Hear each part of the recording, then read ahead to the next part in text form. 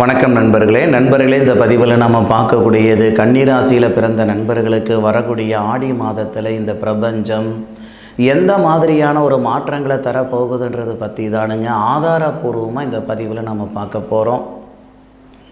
ஆடி மாதம் 1ஆம் தேதி புதன்கிழமை அதிகாலை அனுச நட்சத்திரம்னு சொல்லக்கூடிய மகாலட்சுமி பிறந்த நட்சத்திரமான, அதுபோக சனி பகவானுடைய நட்சத்திரம் விருச்சிக ராசியில் 215 டிகிரியில் தானுங்க இந்த மாதம் பிறக்கப்படுது.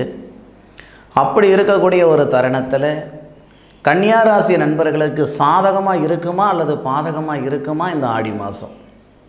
பொதுவாக ஒவ்வொரு ராசிக்கும் ஒவ்வொரு ராசிநாதன் இருக்கிற அப்படி. இப்போ கன்னி ராசி அப்படின்னா கன்னி ராசிக்கு அதிபதி புதன், மாத கிரகம் அப்படின்றது சூரிய பகவான். மாத தொடக்கத்தில் சூரிய பகவான் இந்த மாதம் முழுவதும் பார்த்திங்கன்னா சூரிய பகவான் கன்னிராசிக்கு 11வது பாவகன் சொல்லக்கூடிய லாபஸ்தானத்தில் 11வது பாத்தியத்தில் தான் சூரிய பகவான் வருவார். இந்த மாதம் மட்டும் வருடத்தில் 365 நாள் இருக்குது அப்படின்னாலும் 31 நாள் மட்டும் சூரிய பகவானுடைய முழுமையான ஆதிக்கம் லாபஸ்தானத்தில் வரக்கூடிய ஒரே மாதம் இந்த மாதம் தானுங்க, இந்த ஆடி மாதம் தான். வேறு எந்த மாதத்துலேயும் சூரிய பகவானுடைய ஆதிக்கம் நமக்கு லாபஸ்தானத்தில் வராது. ஆனால் நம்ம நல்ல நேரம் இந்த மாதத்தில் குரு பகவானுடைய பார்வை நம்ம ராசி மேலே படக்கூடிய நேரத்தில் நம்ம ராசியாதிபதினு சொல்லக்கூடிய அந்த புதன் லாபஸ்தானத்தில் சூரிய பகவானோட சேர்ந்து புதனாதித்ய யோகம் அப்படின்ற ஒரு அற்புதமான யோகத்தோடு தான் இந்த மாதம் பிறக்கப்படுது. சுயத்தொழில் செய்யணுன்ற ஆசை இருக்குது, என்னால் சுயத்தொழில் செய்ய முடியலையன்ற ஆதங்கம் இருக்குது. ரெண்டுத்துக்கும் வித்தியாசம் இருக்குது. செய்யணுன்ற ஆசை வேறு, என்னால் செய்ய முடியலையன்ற ஆதங்கம் வேறு. 2 பேருக்குமே இது அருமையான நேரம். சுயத்தொழில் செய்யணும்னு நினைக்கிற நண்பர்களுக்கும் சரி, ஆணாக இருந்தாலும் சரி பெண்ணாக இருந்தாலும் சரி, உங்களுக்கான நேர காலங்கள் இந்த நேர காலங்கள். ஏன்னா 10வது பாவகத்துக்கு அதிபதி தொழில் ஸ்தானாதிபதியாக வரக்கூடியவரும் புதன் தான், சரிங்களா? அப்போது அந்த புதன் சூரிய பகவானோட சேர்ந்து வக்ரம் இல்லாமல் அஸ்தமனம் இல்லாமல், ஏன் தன்னுடைய சுய நட்சத்திரத்தில் ஆயில்ய நட்சத்திரம் சொல்லக்கூடிய தன்னுடைய சுய நட்சத்திரம் தொழில்காரகன் தொழில் ஸ்தானாதிபதி சுய நட்சத்திரத்தில் இருந்து சூரிய பகவானோட சேர்ந்து புதனாதித்ய யோகமாக இருக்கக்கூடிய தருணத்தில் மாதம் பிறக்கப்படுதுன்னா 100% இது சுய தொழில் செய்கிறதுக்கு உண்டான அருமையான நேரம், அருமையான சந்தர்ப்பம். சார் போய் ஆடி மாதத்தில் செய்கிறதா சார்? பொதுவாக ஒரு விஷயம் புரிஞ்சுக்கோங்க, எல்லாருக்கும் நான் சொல்கிறது, செவ்வாய்க்கிழமையா வியாழக்கிழமையா வெள்ளிக்கிழமையா 4 நட்சத்திரம் பார்க்குறோம். அதுக்கு முன்னாடி ஜாதக கிரக அமைப்பு பார்த்துக்கோங்க. அந்த ஜாதக கிரக அமைப்புக்கு மிகுந்த ஒரு தருணம் எப்பயுமே இருக்கிறது இல்லைங்க. இப்போது நம்ம ஒரு நாள் பார்த்து நட்சத்திரம் பார்த்து ஐப்பசி மாதமோ கார்த்திகை மாதமோ தை மாதமோ நம்ம தொழில் தொடங்குவோம். 90% இல்லை 100% அப்படி தான் செய்கிறோம். தொழில் தொடங்கின உடனே ஐப்பசி மாதம் கார்த்திகை மாதம் ஒன்றும் மேலுக்கு வர்றதில்லை. திடீர்னு ஒரு நாள் அவங்களுடைய தொழில் ரொம்ப உயர்வான இடத்துக்கு வரும். அந்த மாதம் யோசனை பண்ணிங்கன்னு பார்த்தீங்களோ, அந்த நாளோ சரி அந்த மாதமும் சரி யோசனை பண்ணிங்கன்னா ஒன்று சனிக்கிழமையாக இருக்கும், இல்லையா மார்கழி மாதமாக இருக்கும், இல்லையா இந்த மாதிரி பங்குனி மாதமாக இருக்கும். இந்த மாதிரி ஒரு சில மாதத்தில் அவங்க ரொம்ப பீக்கில் வருவாங்க, அடுத்துக்கு வருவாங்க. இப்போது அந்த இடத்துல 4 நட்சத்திரத்தை விட எந்த விஷயத்துக்காக நம்ம முயற்சி பண்ணுறோமோ அந்த அமைப்பு, அந்த கிரக அமைப்பு எப்படி இருக்குன்னு தான் நமக்கு கேள்வி. அதாவது சுயத்தொழில் செய்யணும்னு நினைக்கிற நண்பர்களுக்கும் இந்த தருணம் நல்லா இருக்கும். இல்லை என்னால் தொழிலை செய்ய முடியலையே, செஞ்சு எனக்கு நஷ்டம் ஆகுதே அப்படின்னு கவலைப்பட்டுட்டு இருக்கிற நண்பர்களுக்கும் இந்த தருணம் உண்மையிலே சிறப்பாக இருக்கும். ஒன்று ஆடி மாதம் 3-4 தேதிக்குள்ளார முயற்சியாவது பண்ணுங்க. ஒரு கடகண்ணி வைக்கணும்னா அந்த கடகண்ணிக்கு அட்வான்ஸாவது, ஒரு கடைக்கு அட்வான்ஸாவது கொடுங்க. தொழில் சார்ந்த விஷயத்தில் ஏதாவது ஒரு தொடக்கம் செய்யுங்க, நல்லா இருக்கும். அதுபோக பரம்பரை தொழில் செய்துக்கிட்டு இருப்போம். ஏன்னா இன்றைக்கி 10 பேர் இருக்கிறாங்க அப்படின்னா அதில் 4 பேர் சுய தொழில் செஞ்சுக்கிட்டு இருந்தால் 6 பேர் பரம்பரை தொழில் செய்கிறவங்களுக்கு இருக்க தான் செய்கிறாங்க. இல்லை 6 பேர் சுய தொழில் செஞ்சால் 4 பேர் பரம்பரை தொழில் செய்கிறவங்க இருக்க தான் செய்கிறாங்க. பரம்பரை தொழில் செய்கிற நண்பர்களுக்கு இது சிறப்பாக இருக்கும். அதுலேயும் ஒரு சிக்கல் இருந்திருக்கும். எப்படின்னா, தாத்தா செஞ்ச வேலை, அப்பா செஞ்ச வேலை தானும் செஞ்சிட்டு இருந்திருப்பார். தான் ஒரு 15 வருஷமாக செஞ்சுட்டு இருந்திருப்பார். 15 வருஷமாக அதில் தான் வளர்ந்துருப்பாங்க. இந்த 2 வருஷ காலமாக அந்த தொழில் நட்டமாகி கம்மன் இந்த தொழிலை விட்டுட்டு வேறு ஏதாவது செஞ்சுக்கலாமா அப்படின்ற எண்ணமெல்லாம் ஒரு சில நண்பர்களுக்கு இருக்கும். ஆனால் கொஞ்சம் நிதானமாக யோசனை பண்ணி பார்க்கணும். தாத்தா சம்பாரித்தது, அப்பா சம்பாரித்தது, ஏன் நாம் சம்பாரித்தது, இந்த தொழிலே நமக்கு செட் ஆகலை, தெரிஞ்ச தொழிலே நமக்கு செட் ஆகலைன்னா தெரியாத ஒரு தொழில் புதுசாக செஞ்சோம்னா அது நமக்கு செட் ஆகுமான்னு யோசனை பண்ணணும். நமக்கு 2 வருஷமாக நமக்கு நஷ்டம் இருக்குதுன்னா அதுக்கு என்ன காரணம் நம்ம ஜாதகத்தை பார்க்கணுங்க. தொழில் சாணாதிபதி பலவீனமாக இருக்குதா, தொழில் காரகன் பலவீனமாக இருக்கிறாரா, தசாபுத்தி பலவீனமாக இருக்குதா அப்படின்ற விவரங்களை பார்த்துக்கிடணும். எடுத்த உடனே வேறு தொழிலுக்கு போகிறோம்னா, ஒரு வண்டி ரிப்பேர் ஆகிடுச்சு, அதை மாற்றிட்டு வேறு வண்டி வாங்கினா மறுபடியும் ரிப்பேர் ஆகாதா? வாழ்க்கைனா கஷ்டம் இருக்குது தானேங்கய்யா செய்யும். அதுக்கான நேர காலங்கள் வந்தால் தானாக சரியாக போகுது. அந்த மாதிரி பரம்பரை தொழில் செய்கிற நண்பர்களுக்கு இந்த நேரம் நல்லா இருக்கும். ஏன்னா சூரிய பகவான், நான் மறுபடியும் சொல்கிறேன், 11வது பாவகம் லாபஸ்தானத்தில் வராரு. லாபஸ்தானத்தில் வர்றது நமக்கு ஒரு விஷயம் அப்படின்றத விட, அந்த சூரிய பகவானுக்கு நட்சத்திரம் கொடுத்தவர், மாத தொடக்கத்தில் நட்சத்திரம் கொடுத்தவர் யாருன்னா, இந்த கன்னி ராசிக்கு 4வது பாவகத்துக்கு அதிபதியாக வருவார் இல்லையா, குரு. அந்த குருவோடைய நட்சத்திரத்தில் தான் சூரிய பகவான் மாத தொடக்கத்தில் வருவார். புனர்பூச நட்சத்திரம்னு சொல்லக்கூடிய ஸ்ரீராமருடைய நட்சத்திரம் அது. புனர்பூச நட்சத்திரம் 4வது பாதத்தில் 90 டிகிரியில் வரார் சூரியன். அதாவது தொழில் காரகன் அப்படின்னா யாரை சொல்லுவோம்னா சனி பகவான் தான் சொல்லுவோம். அவர் தான் விதிகாரகன், தொழில்காரகன். அப்போது இந்த பிரபஞ்சம் பாருங்கள், அருமையான ஒரு சந்தர்ப்பம். இந்த குரு பகவானுடைய பார்வை நம்ம ராசி மேலே படுதுன்னா, குரு பகவான் மாத தொடக்கத்தில் செவ்வாயோடு சேர்ந்து குருமங்கள யோகமாக இருந்து சூரிய பகவானுடைய நட்சத்திரத்தில் தான் செவ்வாய் இருப்பார். சூரிய பகவானுடைய நட்சத்திரத்தில் செவ்வாய் இருக்கிறதுனால சூரிய மங்கள யோகம்னு சொல்லலாம். ஏன்னா சூரிய பகவானுடைய நட்சத்திரத்தில் இருக்கிற செவ்வாய் சூரிய பகவானுடைய வீட்டையும் பார்ப்பார். அது ஒரு புறம் இருக்கட்டும். ஆனால் அந்த செவ்வாய் குருவோடு சேர்ந்து குருமங்கள யோகமாக இருந்து உங்கள் ராசியான் இந்த கன்னி ராசியை பார்க்குறார். கன்னி ராசியை பார்க்குறாரு குரு. அந்த கன்னி ராசியாதிபதி புதனுக்கு குரு நட்சத்திரம் கொடுக்குறாரு. தொழில்காரகன் சொல்லக்கூடிய சனி பகவானுக்கு குரு நட்சத்திரம் கொடுத்துருப்பார். ஏன்னா பூரட்டாதி நட்சத்திரத்தில் 2வது பாதத்தில் இருப்பார். யார்? சனி பகவான் இருப்பார். 324 டிகிரியில் வக்கரத்தில் இருப்பார். கன்னி ராசிக்கு 6 கிரகம் வக்கரம் அடைகிறது சிறப்பு. அப்போ சனி பகவானும் குருவடி நட்சத்திரத்தில், சூரிய பகவானும் குருவடி நட்சத்திரத்தில், குரு நம்ம ராசியை பார்க்குறார். இதை விட ஒரு நல்ல நேரம் வரணுமா? அதாவது இந்த பிரபஞ்சம் ஒருத்தருக்கு ஒரு பாதை தான் காட்டும். யாரையும் அந்த பாதையில் கை பிடிச்சி கூட்டிகிட்டு போகாது. ஃபர்ஸ்ட் ஆஃப் ஆல் கூட்டிகிட்டு போகணும்னு யாரும் நினைக்கிறதும் கிடையாது. நமக்கான பாதை கிடைச்சா போதுமையா, தடுமாறி நம்ம ஓடிடுவோம் அப்படின்ட்டு. அந்த பாதை கிடைச்சிருச்சுன்னு தெரியாதவங்க தான் ஒரே இடத்துல இருக்கிறாங்க. தெரிஞ்சவங்க நடக்கணும் போகணும் அப்படின்ற ஒரு முயற்சி பண்ண தான் செய்கிறாங்க. அந்த மாதிரி இந்த கன்னியா ராசியில் பிறந்த நண்பர்களுக்கு உண்மையிலேயே இந்த நேரம் சிறப்பாக இருக்கும். புது தொழில் செஞ்சாலும் சரி, இல்லை இருக்கிற தொழிலை அடுத்த கட்டத்துக்கு கொண்டு போனாலும் சரி, இல்லை பரம்பரை தொழிலை செஞ்சுக்கிட்டு இருக்கிற நண்பர்களாக இருந்தாலும் சரி, இடமாற்றங்கள் ஆகணும்னு நினச்சாலும் சரி. ஏன்னா இந்த நேரத்தில் இந்த வெளிநாடு வேலை, ஒரு ஐடி நிறுவனத்தில் இருக்கிற நண்பர்களுக்கு வெளிநாடு அமைப்பு ஏற்படும். பதவி உயர்வு வரத்துக்கான வாய்ப்புகள் கொடுக்கும். உண்மையிலேயே இந்த ஆடி மாதம் அப்படின்றது ஆனந்தமான ஒரு மாதம், அற்புதமான ஒரு மாதம் கன்னியா ராசி நண்பர்களுக்கு. அதுபோக ஆடி மாதம் 4ஆம் தேதியிலிருந்து 17ஆம் தேதி வரை, ஆடி மாதம் 4ஆம் தேதியிலிருந்து 17ஆம் தேதி வரை பார்த்திங்கன்னா 11வது பாவகத்தில் இருக்கக்கூடிய அந்த சூரியன் சனி பகவானுடைய சாரத்தில், பூசம் நட்சத்திரம்னு சொல்லக்கூடிய சனி பகவானுடைய சாரத்தில் வரார்.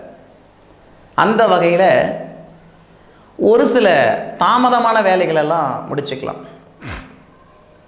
நான் 6 வருஷமாக வரன் பார்த்துட்டு இருந்தேனுங்க, 8 வருஷமாக வரன் பார்த்துக்கிட்டு இருக்கிறேனுங்க, நீங்கள் ஆணாக பிறந்தாலும் சரி அல்லது பெண்ணாக பிறந்திருந்தாலும் சரி, நீங்கள் ஆணாக இருந்தாலும் சரி அல்லது பெண்ணாக இருந்தாலும் சரி, உங்களுடைய மன வாழ்க்கையில் இருக்கிற சங்கடங்கள் இந்த நேரத்தில் சரியாக போகுது.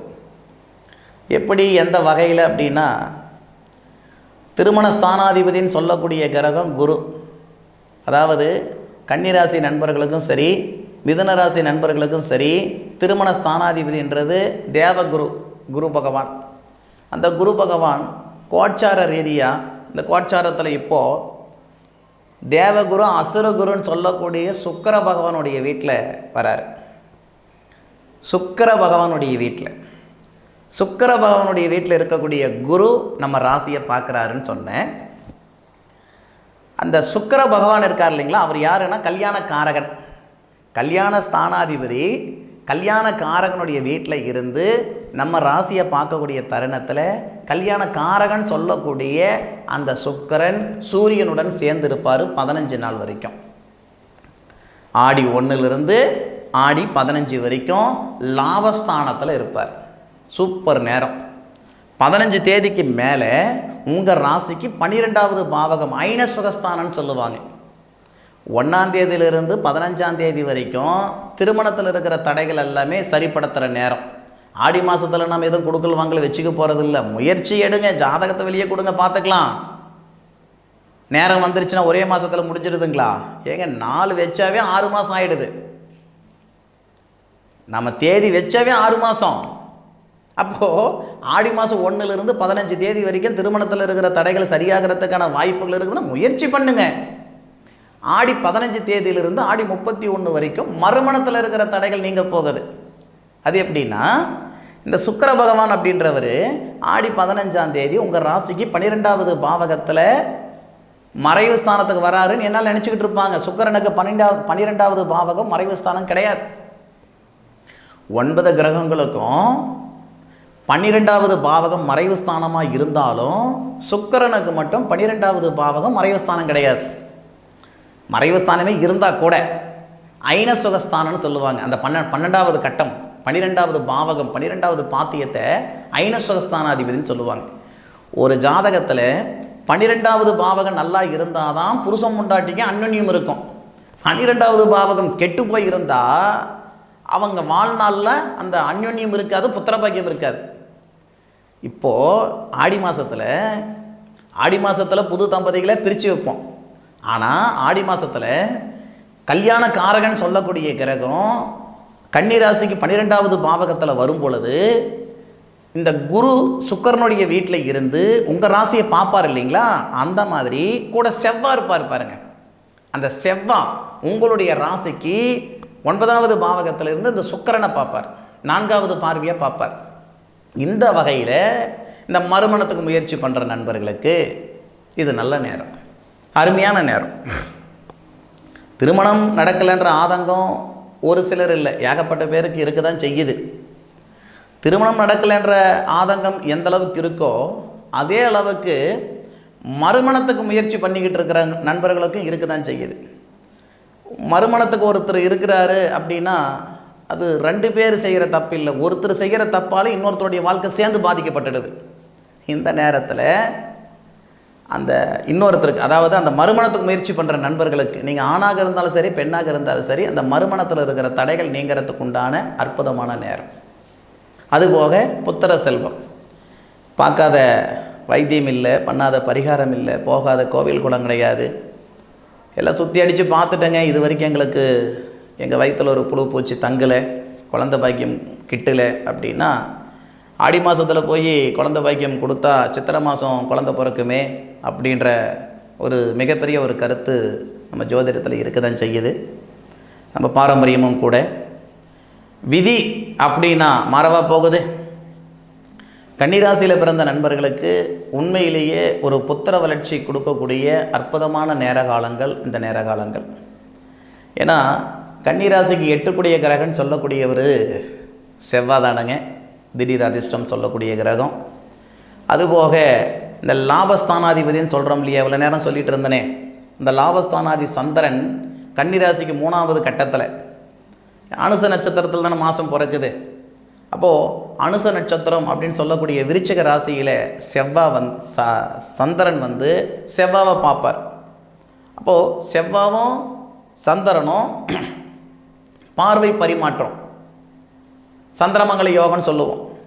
குருவும் செவ்வாவும் இணைவு, குருமங்கல யோகம்.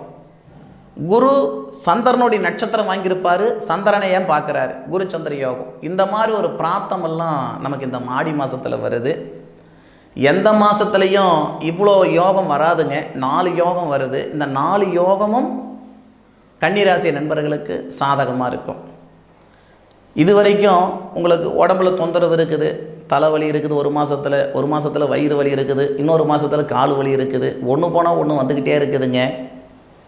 என்ன தான் பண்ணுறது நான் அப்படின்னு உட்காந்துக்கிட்டு இருந்தீங்கன்னா, இந்த நேரத்தில் நாள்பட்ட நோய் நொடிகள், உடம்பில் நாள்பட்ட நோய் நொடின்னு ஒன்று இருக்குது.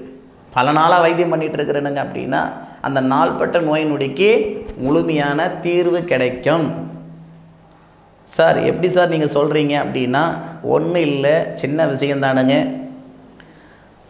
நம்ம ராசிக்கு 2 கூடிய கிரகம் உடலஸ்தானாதிபதி சுக்கிரன். இந்த சுக்கிரன் சனி பகவானுடைய முழுமையான பார்வை வாங்குறார். சரிங்களா? அப்போது சுக்கிரன் 12வது பாவகத்தில் மறைவு ஸ்தானம் இல்லாமல் இருந்து உங்களுடைய ராசிக்கு 6வது பாவகத்தை பார்ப்பார். அதாவது இது எப்படி சொல்லுவாங்கன்னா, உடலஸ்தானாதிபதின்னு சொல்லக்கூடிய கிரகம் உங்களுடைய ராசிக்கு 6வது பாவகன்னு சொல்லக்கூடிய ருணர் ரோக சத்துரு ஸ்தானத்தை பார்க்குறார். ருணர் ரோக சத்துரு ஸ்தானம்னா, ருணர் ரோகம்னா நோய் நொடி. ஏற்கனவே அந்த இடத்துல அந்த ருணர் ரோக சத்துரு ஸ்தானாதிபதின்னு சொல்லக்கூடிய கிரகம் குருவுடைய நட்சத்திரம் வாங்கி வக்கரத்தில் இருக்கிறாரு, பார்த்துக்கிடுங்க. அப்போ சுக்கிரனுடைய பார்வை, அந்த ருணரோக சத்துரு ஸ்தானாதிபதி குருவுடைய நட்சத்திரம் வாங்குறாரு. அசுர குருன்னு சொல்லக்கூடிய சுக்கிரனுடைய பார்வை வாங்குறாரு. தேவகுருன்னு சொல்லக்கூடிய குருவுடைய நட்சத்திரம் வாங்குறாரு. 2 விதத்தில் அவர் பரிகாரம் ஆகணும். அப்போது நம்மளுடைய நோய் நொடி இந்த நேரத்தில் சரியாகுனது விதி. சரிங்களா? இந்த மாதிரி ஒரு சில நல்லதெல்லாம், ஒரு சில மெராக்கள், அதிசயம் எல்லாம் இந்த கன்னிராசி நண்பர்களுக்கு இந்த நேரத்தில் நடக்கிறதுக்கு வாய்ப்புண்டு. சாமி சத்தியமாக 100% உண்மை. அதாவது ஏதோ ஒரு பலன் சொல்கிறோம், செய்கிறோம், பண்ணுறோம் அப்படின்னெல்லாம் இல்லாமல், நான் சொன்னதை நீங்கள் கொஞ்சம் நிதானமாக யோசனை பண்ணி பார்த்தீங்கன்னா, சிந்திச்சு பார்த்தீங்கன்னா சத்தியமாக எல்லாத்துலேயும் ஆதாரம் இருக்கும். ஆதாரம் இல்லாமல் ஏதோ ஒன்று சொல்லிட்டு போகலைங்க. அப்படியெல்லாம் பண்ணுற மாதிரி இருந்தால் ஒரு நாளைக்கு 10 வீடியோ போடுவேன். சரியா? ஒரு விஷயம் செய்தால் அது ஆதாரம் இருக்கணுங்க. ஒருத்தர் ஒரு வார்த்தை சொல்கிற அளவுக்கு நம்ம வச்சுக்கக்கூடாது. மாட்டுக்கு பல்லு முக்கியம்னா மனுஷனுக்கு சொல்லு முக்கியம்னு சொல்லுவாங்க. அது சரியாக இருக்கணுன்ற ஒரே காரணத்துக்காக தான் ஒவ்வொன்றா பார்த்து உங்களுக்கு நம்ம பண்ணிகிட்ருக்கோம். நல்லது நடக்கும். நிச்சயமாக இந்த பதிவு உங்களுக்கு பயனுள்ளதாக இருக்கும் அப்படின்னு நான் நம்புகிறேனுங்க. அதுபோக இந்த நேரத்தில் உங்களுடைய சுய ஜாதகத்தில் இருக்கக்கூடிய கிரக அமைப்புகள் எப்படி இருக்குதுன்னு ஒரு முறை பார்த்துக்கிடுங்க. ஏன்னா கிரக அமைப்புகள், உங்கள் சுய ஜாதகத்தில் இருக்கக்கூடிய கிரக அமைப்புகள் ஒரு 10% நீங்கள் சப்போர்ட் பண்ணால் கூட இந்த கோட்சார கிரக நிலைகள் சூப்பராக இருக்கும். சரிங்களா? அது ஒரு முறை பார்த்துக்கிடுங்க. உங்களுடைய சுய ஜாதகம் பார்க்கணுன்ற எண்ணங்கள் இருந்தால் உங்களுடைய சொந்த ஜோதிடர் அதாவது எப்படி சொல்கிறதுனா, நீங்கள் வெளியூரில் இருந்தாலும் சரி, வெளிநாட்டில் இருந்தாலும் சரி, உங்களுக்குன்னு ஒரு ஜோதிடர் இருப்பார்.